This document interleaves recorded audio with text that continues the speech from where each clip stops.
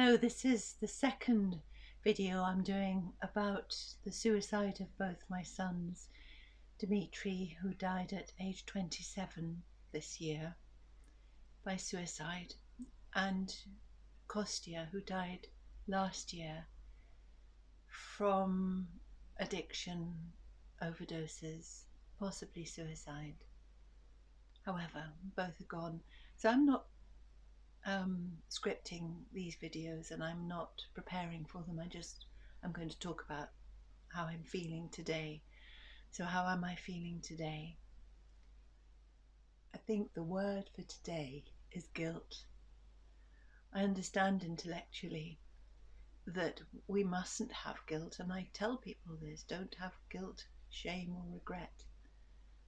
But we humans, we do guilt, shame and regret. So I keep going back to my sons' lives, and it's as if I can't find anything good there to focus on, but I can find a lot of things that I did wrong, and I can drive myself mad by trying to explain them to myself, trying to apologize in my head to an invisible person who's no longer here, trying to make sense of it and not feel too bad about missed opportunities. I'm back in that a lot of the time.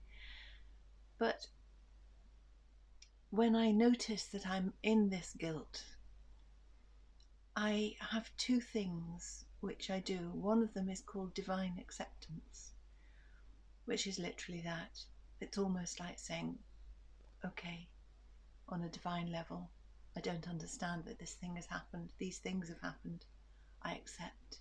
It's really hard to do because you kind of want to say, I accept, but on the other hand, what the hell?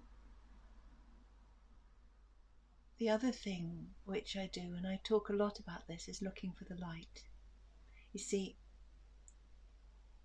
I think that the darkness that consumes a lot of us in our lives, especially in addiction, I think the darkness is so insipid and insidious, and it is powerful and it overwhelms us. And I look at my boys, and the darkness overwhelmed them so completely, closed over their heads so that there was no light. And part of the deal of the darkness that feeds off our despair, feeds off our dislike, feeds off our self-hatred, our doubt. It feeds off all this negative stuff that goes on in our heads. So the darkness, one of the things it does, it convinces you there is no light. And so in this experience now, I see that the light was blocked out by the darkness, and the boys believed that it wasn't there, but it is there, and it was there. And the only way to escape from this terrible pain and blackness of living was to go home. So my boys went home. So I'm left here making sense of it, having a new life. I've got a new life, and it's one without both of them on this earth with me. And something I talk about is looking for the light.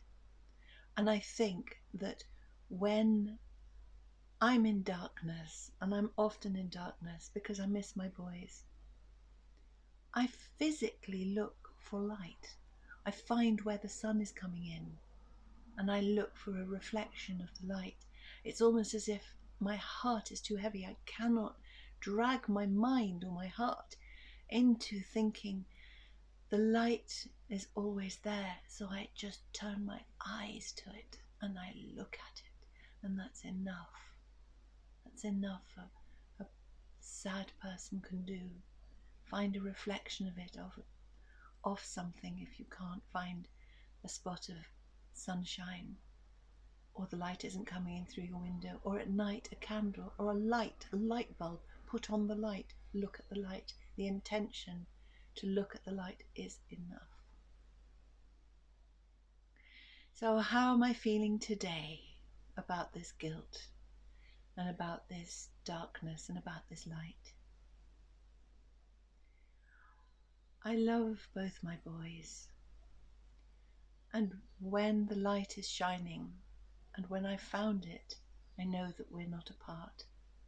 And both of these beautiful boys, these young men, they're somewhere in the light, but they're not visible to me, and we're still together. It's just that there is no more pain. No more pain of addiction, no more pain of their struggles and their mental health, no more psychosis, no more fear and crying, no more drug-induced madness, no more alcoholic accidents. There's none of that. The pain I have is that I miss them. I understand why they went.